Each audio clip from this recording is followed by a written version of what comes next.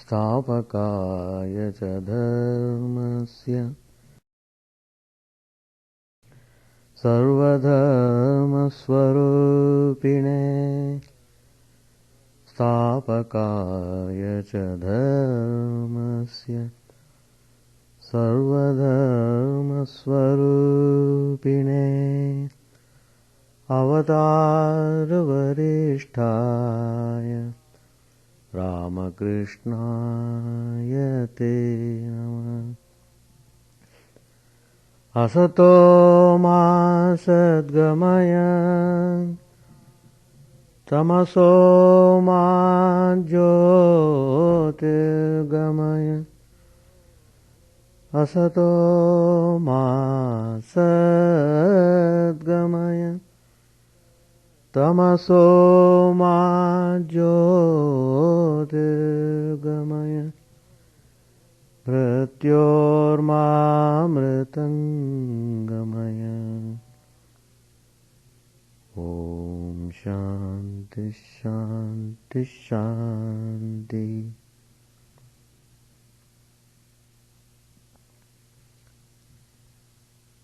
Let us offer our salutations to Sri Ramakrishna, the embodiment of all religions, the Supreme God incarnate.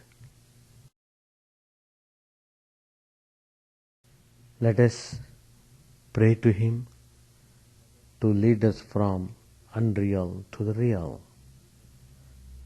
to lead us from the darkness of ignorance to the light of knowledge, to lead us from death to immortality.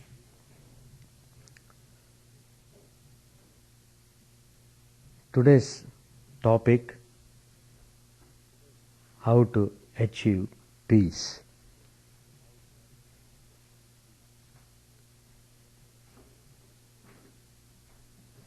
It's very remarkable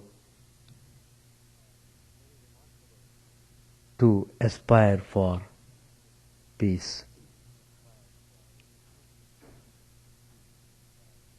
It is invaluable. It is most precious, and it is the greatest treasure.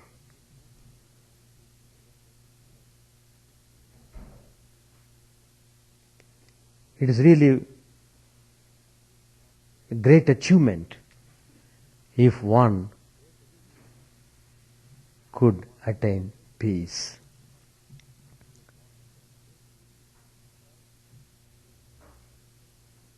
Well, we understand the significance of peace more and more as we become more and more restless with all sorts of stress and strain. So then we hanker after peace. We would like to go from place to place, try to find out whether we could get peace. So, we have to understand this clearly. How to get it? Everyone wants to have peace, no doubt. You may have all types of comforts. You may have very good financial support. You may be a great scholar. You may have name and fame, power, position. You may have enjoyed pleasures in the life. But still you feel you want something more which should satisfy you. All the things which I just mentioned no doubt give some sort of happiness, but they do not give you real happiness. Real happiness is found only in peace. So, it is considered very precious.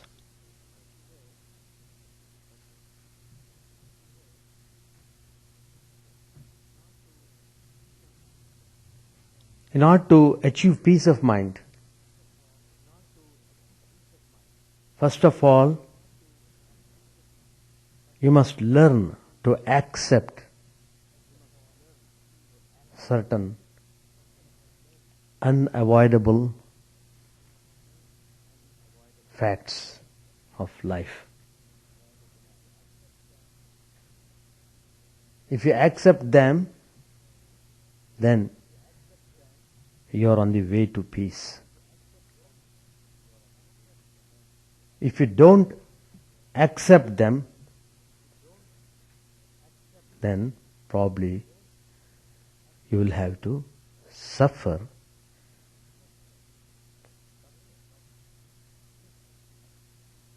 But sooner or later, you are bound to accept these facts which are unavoidable.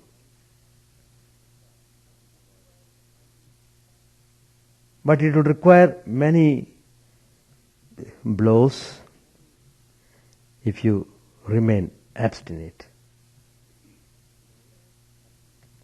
Yet, it is absolutely unnecessary to take these blows, because you are not accepting them. You will have to have some blows. It will be wisdom productive of peace to accept the inevitables as soon as we become aware of the problem of peace of mind.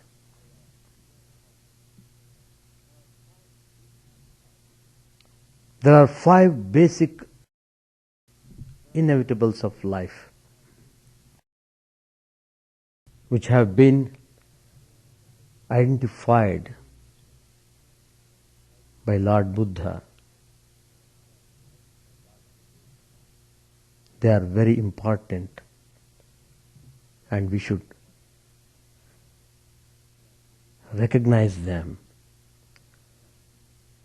Then it becomes easy for us to arrive at real peace. So what are the 5 basic inevitables, unavoidable facts which we should accept them? Because whether you accept them or not, they do happen. If you accept them, you will be free from suffering. If you don't accept them, unnecessarily you will be worrying and suffering. So both are in our hands, either to suffer or to experience joy or happiness. So, we must understand the philosophy of life. It is very important. It gives you direction in life. So it is very important to study certain things so that we can form our life accordingly. Then, even though you may come across so many problems or difficulties or sufferings, bereavements, etc., you are not shaken by them You become more and more peaceful passing through those experiences if you have clear understanding. That's very important. Clear understanding. So God has provided everything. He has provided more than what we require. He has put before us everything. And He wants us to use our intellect properly, to control our mind properly, to control our senses properly, to live the life according to principles. So, peace depends upon all these facts. So what I was referring to, 5 basic inevitables of life. The first basic inevitable is, which all of you know,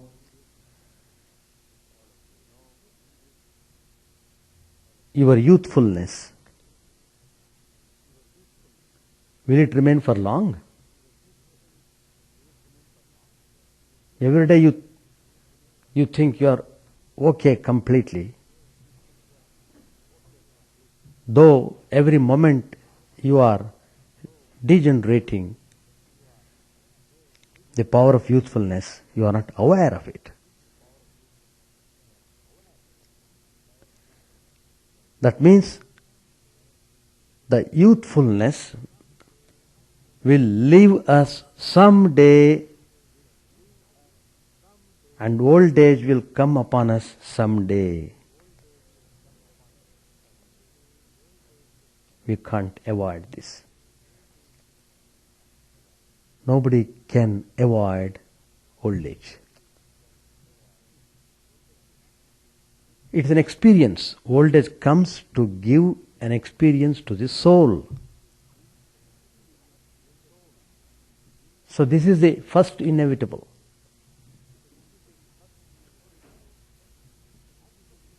So if you accept this fact, then you'll be more cautious about doing the things, about thinking seriously,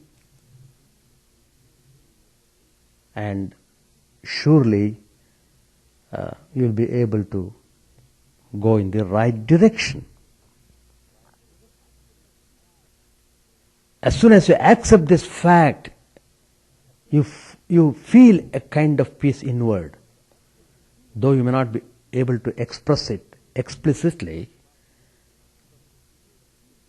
but in your behavior, in your activities, you put forth that peacefulness.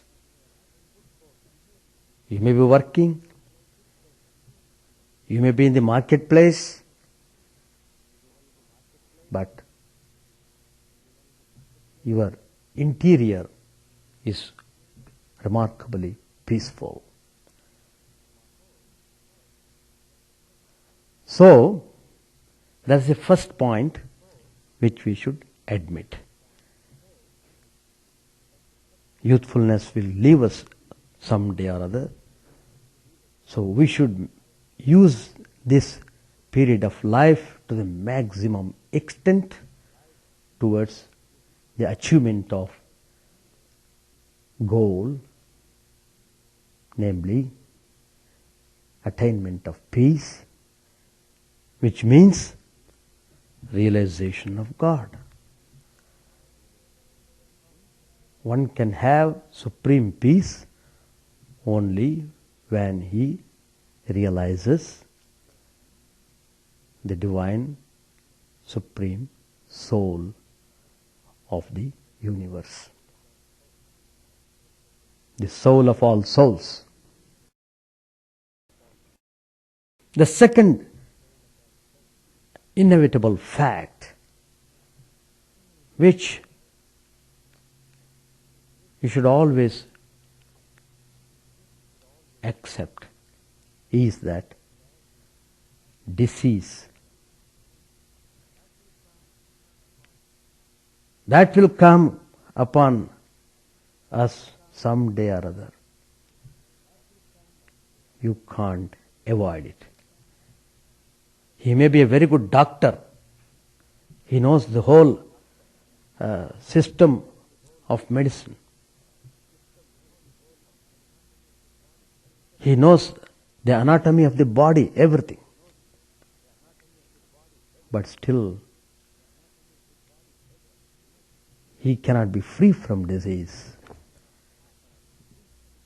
Disease is not partial. It will not think, I should not go to the doctor. In Bangalore, I saw one family, they used to come to ashram very regularly. Very fine people. The person was a good doctor, reputed doctor, well known in whole Bangalore. And he would come occasionally to visit our ashram, and whenever he would come to the ashram, he would see Swami Chidananda, one of the great souls, the author of Meditation and Spiritual Life. He would love to see him. He would see him and he would check his body, test his blood pressure and so on, and suggest some things. And then he would go back. Because he came in contact with Chidananda, he was feeling wonderful joy inside. But as I said, disease will not spare anyone. He got diabetes, he found out. He thought he is not having any disease. He thought no disease will come to him because he was a doctor. And he knows the whole anatomy of the body, so he can very definitely see how things go well. With all this knowledge, disease came. When he got that, when he became aware of the disease, he became totally depressed. Totally depressed.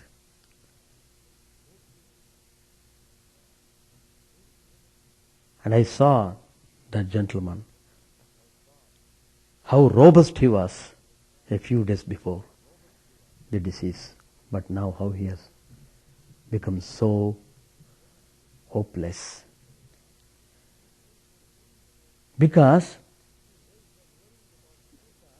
he was worrying about thing which is unavoidable. He did not know that disease was unavoidable thing, that it could come to anybody. So, worrying makes you more peaceless. It won't, just because you are worrying, it doesn't mean that you will get peace at some point of time. More worry means more restlessness. More restlessness means more suffering, more misery, all sorts of things. So, why not you admit in the beginning itself, it is like this? That means I should not be afraid of if the disease comes. If it has to come, let it come. Nobody can avoid it. So these are some of the basic facts which we should admit. Then you will be able to arrive at the real peace. Otherwise there will not be peace at all. For something you will have some reason to become unhappy. Some reason will be there always. to make you unhappy. So, proper thinking is very important. Third factor, which is also very important and unavoidable,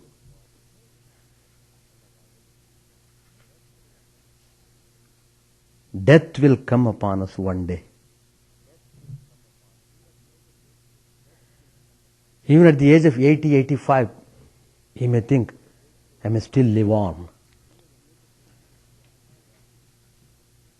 And he aspires to live little longer. Why? I have done my best. I have given my best to the world. Let me prepare myself peacefully to depart from this world. But on the other hand, we aspire. Of course, if you aspire to live your life still longer in order to serve the humanity, in order to be useful to the society, that's wonderful, no doubt. If you are not afraid of death, that is remarkable. I am telling all this with reference to normal standard of people. Don't stretch it to exceptional cases. There are Mahatmas. Great Ramanujacharya, he lived for 120 years. It's not that you should not aspire to live more. It's not that you should not aspire to live longer. But how you live your life, that's important.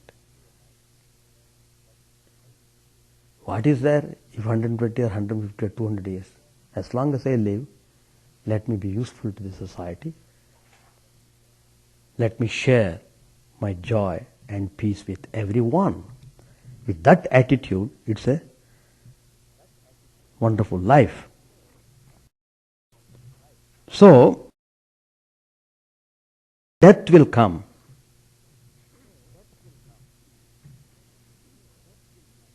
Swami Vivekananda, in one of his teachings, said, meditate on death. Meditate on death. Become bold. Be courageous. And Swamiji himself was the personification of strength. How did he pass away his body? He felt his mission is over. He felt he has given sufficient teachings to the people, and he thought he should quit this world. He decided to go. It's not death deciding him to go. He decided, Ichchamaran. He wanted to go, he left the body, cast off the body and went. Even before he left his body, he took classes for the brahmacharis in Belur Math. Swami Vivekananda I am referring to. He took 4 hours class. Nobody knew Swamiji would pass away. But then he told his attendants that not to disturb him for some time. And he went to the chapel, he meditated before he left his body. Then he came back to the room, prepared himself to leave his mortal frame. It was just like throwing off this garment.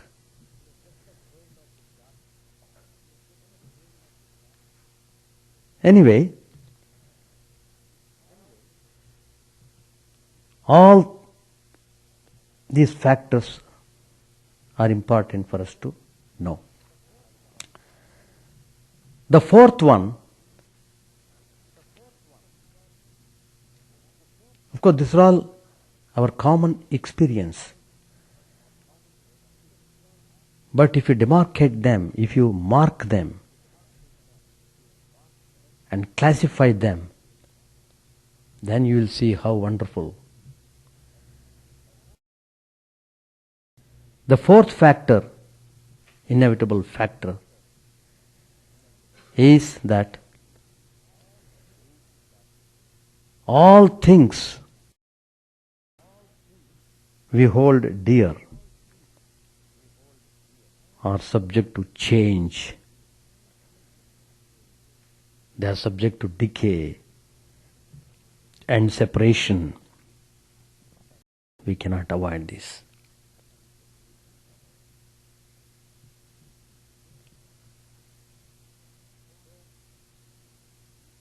So, we may be attached to a particular object. You're so much attached, you can't bear the separation. So, when the time comes, when you see that object, when you don't see the object anymore, you become terribly grieved. You become upset. So, that's the fourth factor.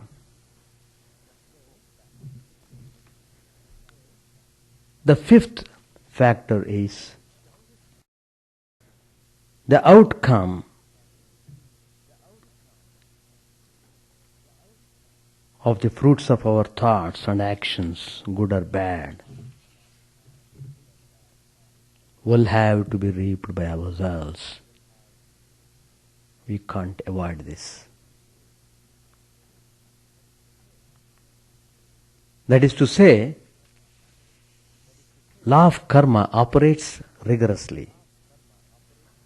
As long as we are playing in this world, we are bound by these laws of nature. So then you will not have to blame anybody for whatever things that might happen to you.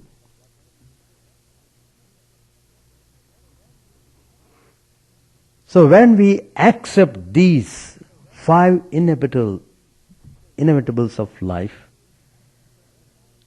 when we accept their implications, then we have a basis for working for peace of mind.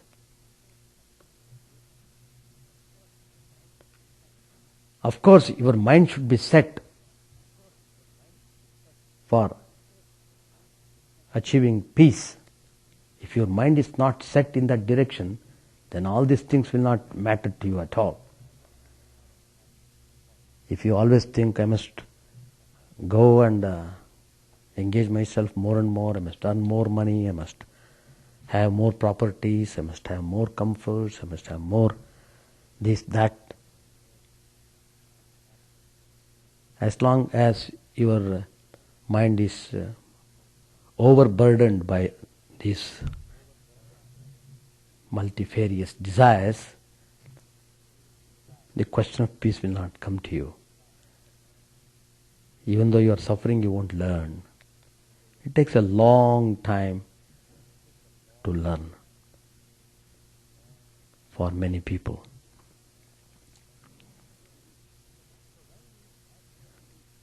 So when we accept this, then we can work for getting peace of mind. Now, the next step follows.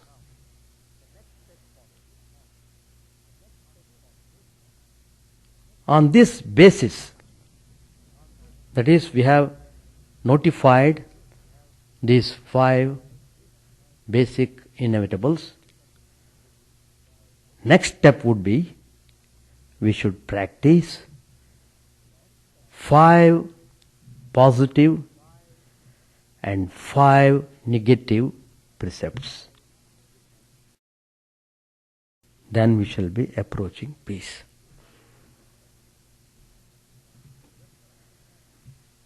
Because just for understanding, we have to go through this process of reasoning.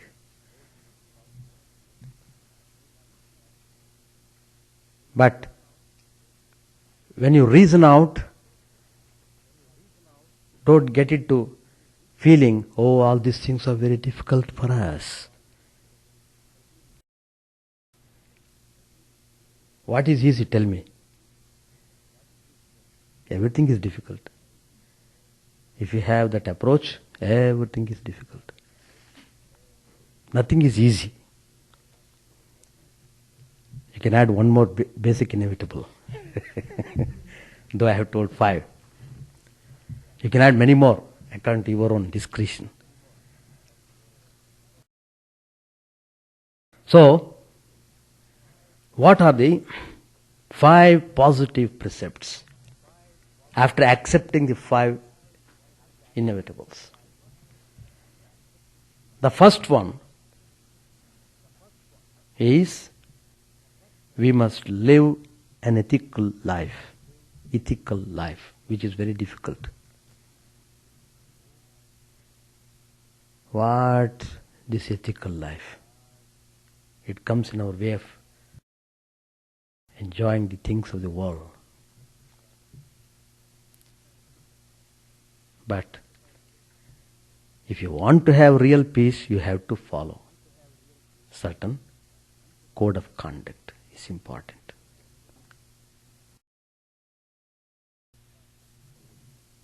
You can't expect a person who is immoral, who has no character, can attain peace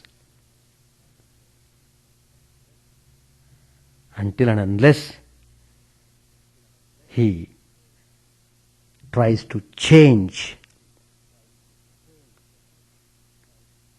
It's a must. If you carry on your life in the same way as you are going on, even by miracle you can't get peace. Even by miracle you can't get. You have to change. That's very important. No use of brooding over the past. Think of the present. This moment onwards, I will try. Try honestly. Every step is important, I am telling you. Trying honestly. Otherwise, if you say simply, I will try, it's only in words, not in action. That means you are dishonest. When you say, I try, you must try honestly. Do it by action. Show it by action. Try to live that life. That's the point. So, you have to find out yourself. You must have some knowledge of what is right and what is wrong. On a broad basis, accordingly, you have to form your ethical life.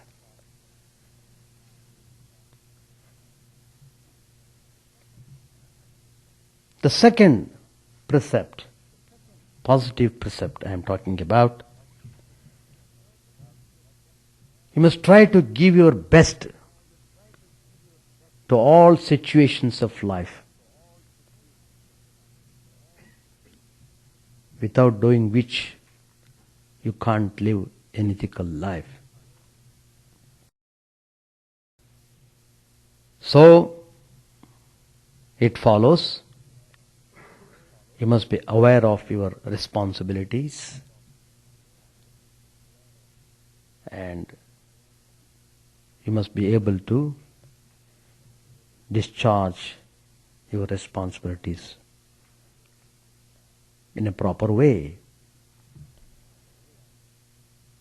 And how far you are able to give your best for the betterment of the society, that's also very important.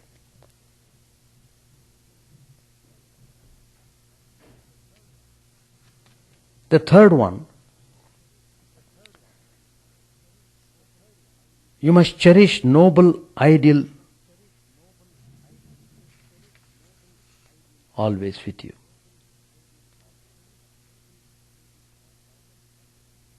You must love that ideal with whole heart and soul, and in which you may find inner fulfillment.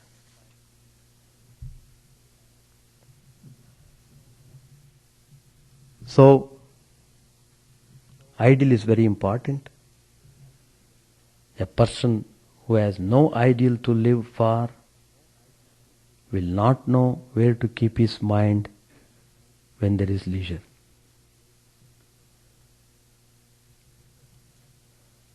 There was a person, he was going to the office regularly and worked very hard, no doubt. And as it happened, he got retirement. The next day he felt out of the place. What can I do now? So much time is available for me. What can I do now? What should I do now? Because he had not set forth any ideal before him. He never consulted with anyone. That question didn't arise. He thought everything was okay. But now, suddenly, he is with serious problem. So what he did was, he joined a club. It's not a story. Facts in life, I am telling you. He joined the club, playing cards. Otherwise, how to kill the time? He has not learned the technique of doing prayer or meditation, and he has not developed the idea of worshipping God or some such thing. He thought everything was he himself. But now, because he did not know how to set his mind, he joined the club.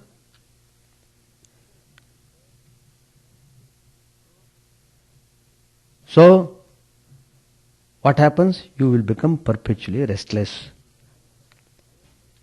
So, you must cherish the ideal before you, always. It's important. Have that ideal before you. Even the thinking will keep you well.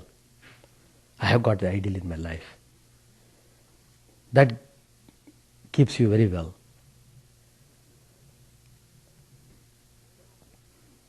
So, when your life is attuned to a worthy ideal, the mind will never be at a loss for noble thoughts.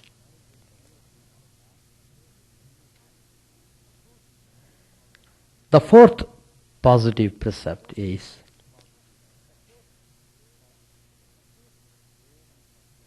you must bear and forbear with courage and unshakable faith in yourselves, in your fellow human beings, and in God.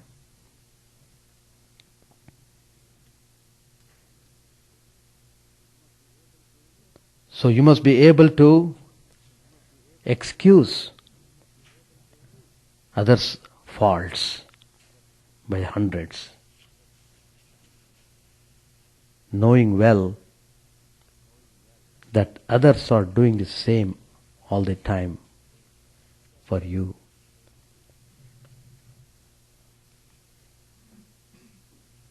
And we must have an abiding faith in the inherent goodness of all beings. Everybody has got a good point. Some goodness will be always there. The person is always composed of three gunas, sattva, rajas and tamas. All these three are in every being, though in different degrees, but they are there. So try to find out some goodness in a person, dry it out. That makes you comfortable.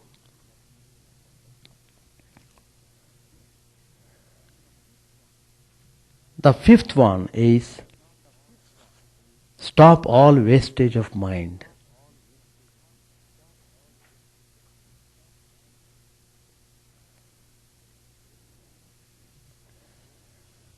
There is a story. A sick wife was taken to a psychiatrist by her husband. The doctor saw the patient, examined. After due consideration, the doctor said to the husband, "Her mind is completely gone." The husband replied, "I am not surprised at that. She has been giving away a piece of her mind every day all these 20 years now." So many of us are doing the same.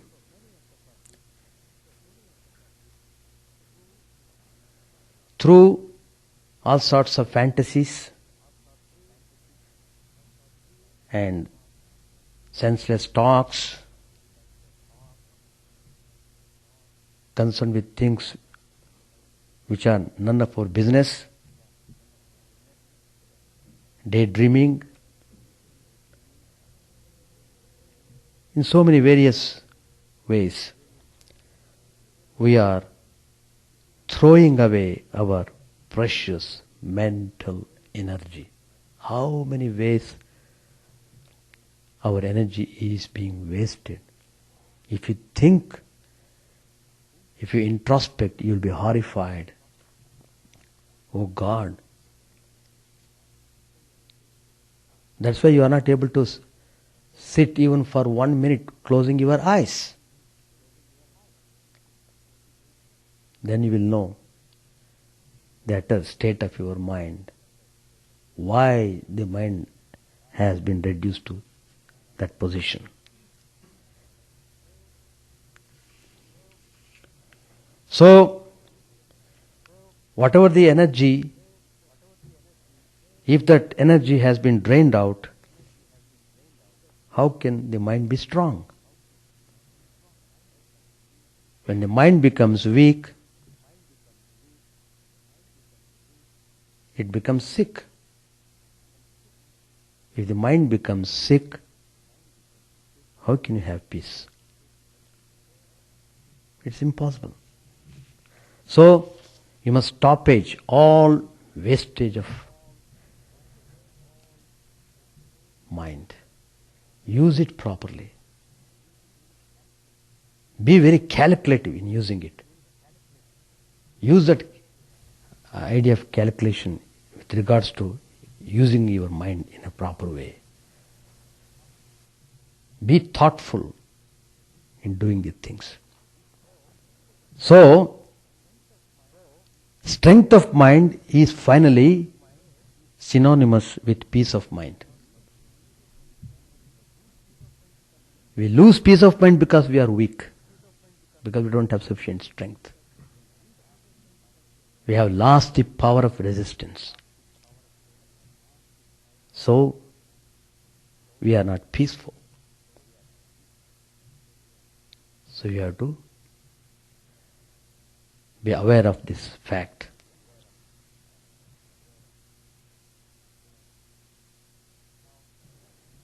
Now, let us consider the 5 negative precepts.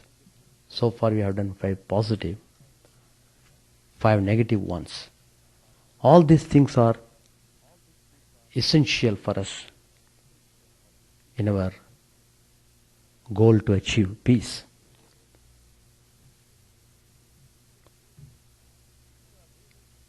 If you are really aspiring for peace, you must not think that it is unjust that you suffer so much.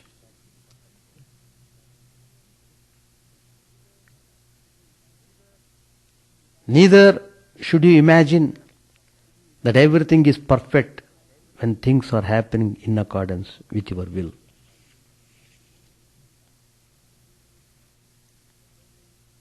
Secondly,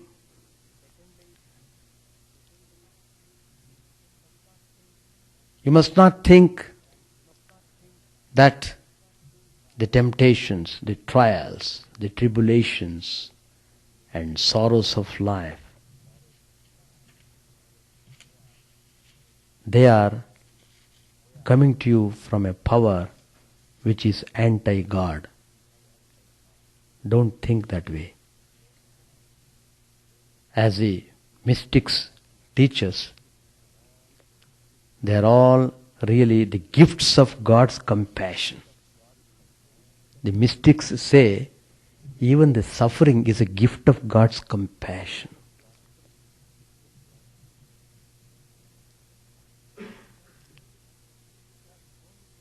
Because it's only through suffering you learn. You educate yourself through experience.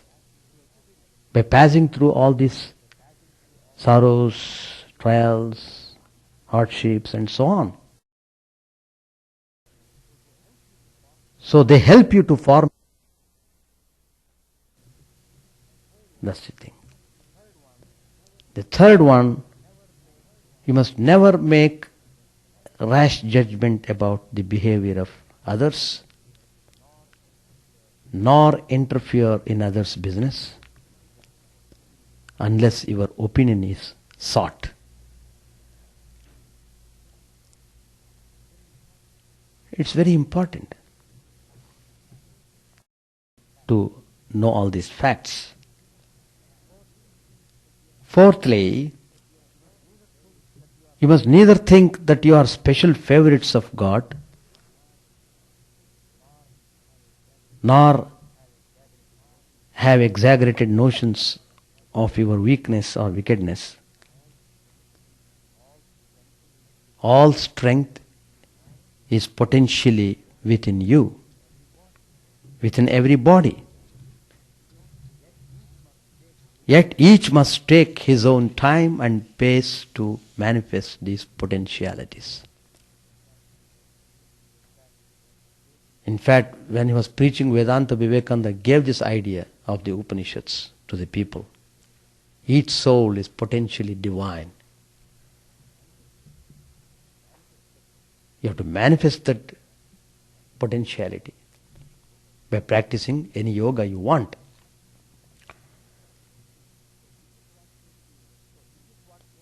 So this is what makes the differences between one person and another. So we should therefore neither be over ambitious, however great our manifest qualities, nor unenterprising and diffident, always doubtful about our capacities. The last one, the precept, the negative precept which I am talking now. You must not find fault with others. On the other hand, try to see your own faults.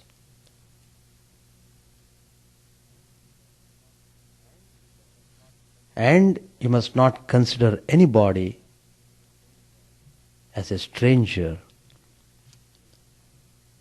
This famous teaching has been highlighted by Holy Mother in her life. Though this teaching has been told by many saints, even Sri Ramakrishna has said.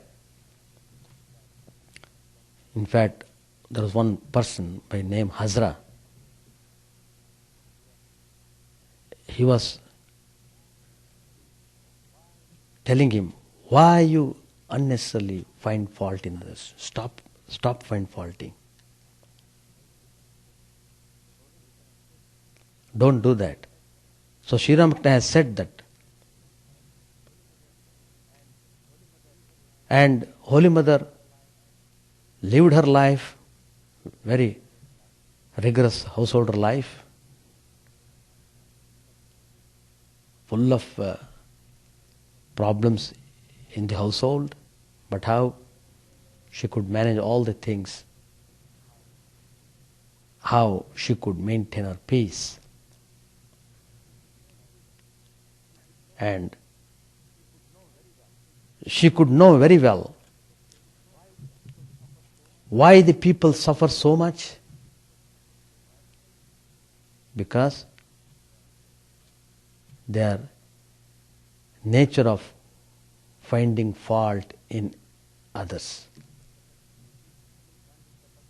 You come in contact with a person, immediately you try to find out some fault. The first thing that you talk about is, oh, he's bad, he's like this, he's like that. The first thing you never said he was so impressive, etc., etc. That never occurred to you. Probably it may occur afterwards. So people suffer because of this bad nature, trying to see faults in others. So when Holy Mother was about to give up her mortal frame, one devotee came and asked, Mother, do you have any message to us? So this message was given in her deathbed. She said, well, this much I can say. If you want peace of mind, don't find fault with others. So, Holy Mother, she has highlighted this teaching, and her whole life was based on this. She would never find anything wrong with anybody. Even the worst sinner may come. The most wicked person on this earth may come. She would see goodness in him or in her. And she would be glad to initiate that person. And she would say, well, if not, she come to me, where does he go? Where does she go? The mother, the child comes to the mother only. Is it not natural for the child to come to mother? Is it not natural for the mother to cleanse the baby? What if there is some stains on the body or on dirt? Let me wash it. So the mother feels joy in cleansing the baby. Even while cleansing the baby, she may even show her love. She may kiss the child, she may give some candies, so on and so forth. So, from the mother's point of view, the child has done nothing wrong. And she is totally sympathetic to whatever the child has done. Oh, poor child, it's all right. So that the idea of forgiveness, how remarkably it is manifested in the mothers. You can see that. So, that is why Holy Mother was very emphatic about this teaching. And she herself followed that. She would never find fault with anybody. She never rejected anyone. She accepted everybody. So when you cherish this idea, not finding fault with anyone, then you will see how you are on the way to peace.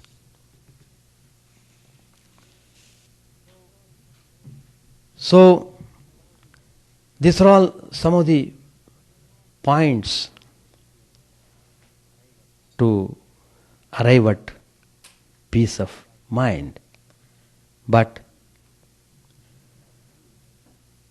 some people may feel that they would never be able to practice all these things for getting peace of mind. They may rather feel it is not at all possible to get peace.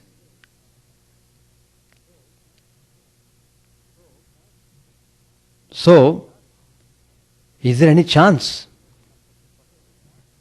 of such a person to get peace?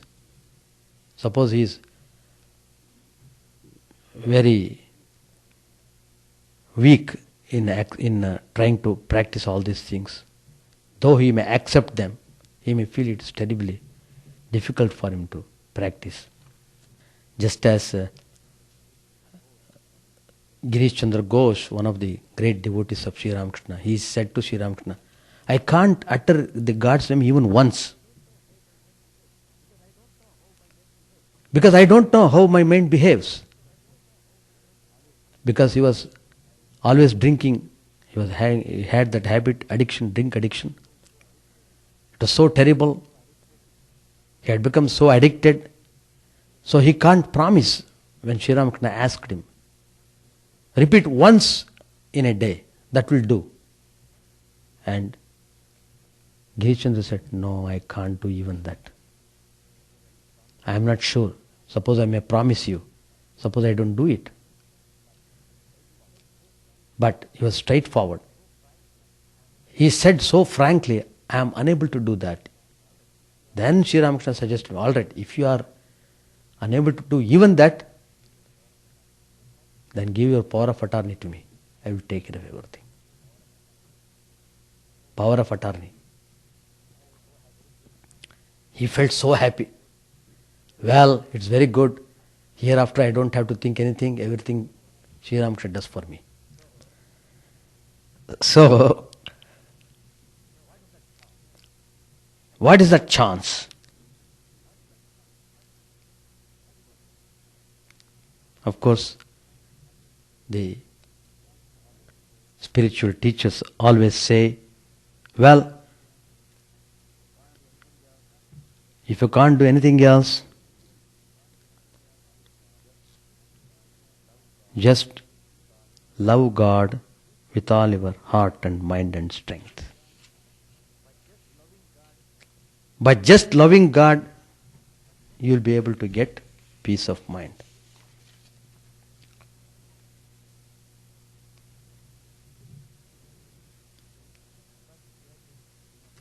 But you have to cherish that genuine love.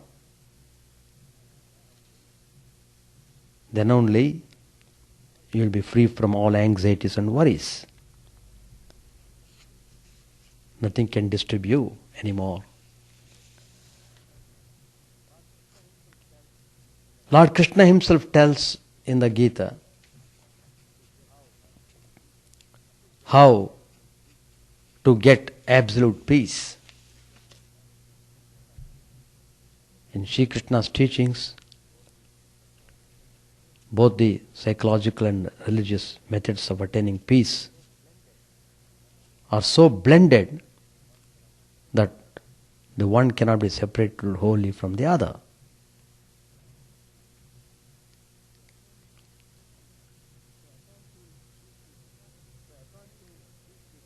So according to these teachings, the reality of God is the eternal fact of man's very existence, and peace, absolute peace, depends on being aware of and established in this fact through actual experience. So all the yogas and spiritual disciplines have this one ultimate end in view. What is that?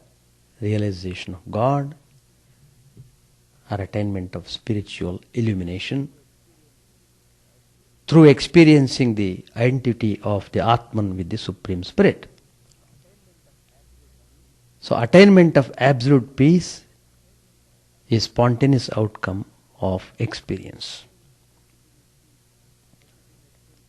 Again, some people may think that this is possible only for the selected people, those who are near perfect, not for common ordinary people who may have a record of sins and other real difficulties. But then, the most inspiring thing about the Gita is that Lord Krishna excludes none. No matter what his past record, from the possibility of attaining peace. If only the seeker be sincerely prepared to turn away from evil ways and worship the Lord with single-minded devotion. That initial step you will have to take. You have to turn yourself from your evil ways. Then God always helps you, gives you joy, makes you get peace of mind. Lord Krishna says in his teachings, even the most sinful man, if he worships me with unswerving devotion, he must be regarded as righteous. For he has formed the right resolution, he soon becomes righteous and attains eternal peace. My devotee never perishes. So Lord Krishna gives assurance. So, whatever the sins a person might have committed, they are all nothing. They will all be burnt down by the grace of God. Just you turn to God. Be sincere in turning towards Him. Don't be crooked or hypocritical. The moment you are hypocritical or crooked, God will not come. And you will not get peace. So, everybody stresses the point to be sincere.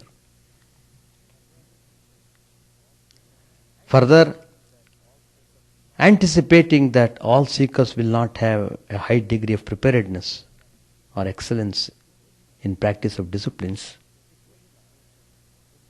Shri Krishna enjoins a graded course of discipline which will be found suited to aspirants of different degrees of fitness. The first thing he says was, fix your mind on me alone, rest your thoughts on me, and in me alone you will live hereafter. Suppose you are not able to fix your mind steadily on me, then what's to be done? Then seek to reach me by the yoga of constant practice, Abhyasa Yoga. Suppose you are unable of constant practice, then devote yourself to my service. See, to what extent Lord Krishna is coming close to us. He is trying to help us in every way. We are only trying to avoid Him by giving all sorts of reasons. But He is trying to come to us. He tells, if you can't do anything else, at least you can serve. For even by rendering service to me, you will attain perfection. These are the words of Shri Krishna. And he tells further, if you are unable to do even this, then be self-controlled, surrender the fruit of all action, and take refuge in me. Then she says, knowledge is better than practice, and meditation is better than knowledge. Renunciation of the fruit of action is better than meditation. peace immediately follows such renunciation. It is to be understood that this renunciation of the fruit of action is here extolled because the path of action is here being taught. The renunciation of desires brings peace immediately to the ignorant person engaged in work, as to the enlightened aspirant steadily devoted to meditation. Sri Krishna teaches, only with the body, the mind, the understanding and the senses do the yogis act without attachment for the purification of the heart. A selfless man who has renounced the fruit of action attains peace born of steadfastness. But the man who is not selfless and who is led by desire is attached to the fruit and therefore bound. Attachment is the cause of the misery. Attachment is the cause of peacelessness. Work can become an instrument for attaining the liberation of the spirit and attainment of absolute peace.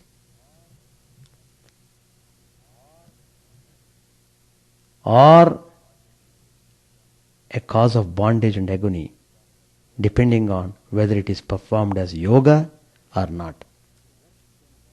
That's the point. So work can lead in both ways. Either it can lead you towards peace or it can lead you in the opposite way. Along with selfless work and devotion, the Gita always stresses the importance of meditation for those who want to attain peace.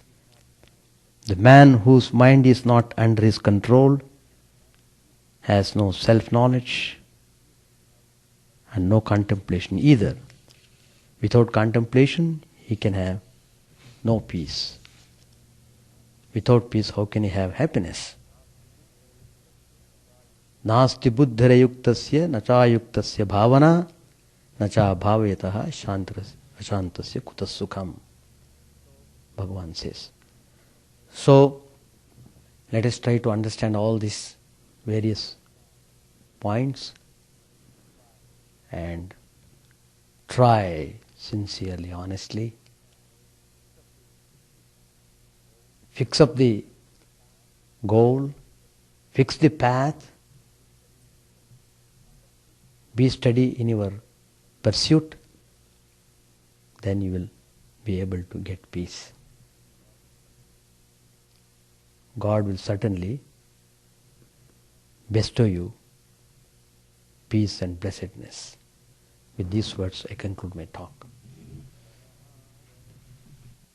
Sahana bhavatu, sahanau bhunaktu, sahaviryam karavavahai, tejasvinavadhitamastu ma vidvishavahai.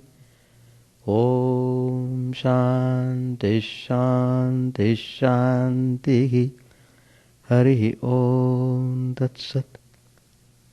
May the Divine Lord protect us. May He nourish us.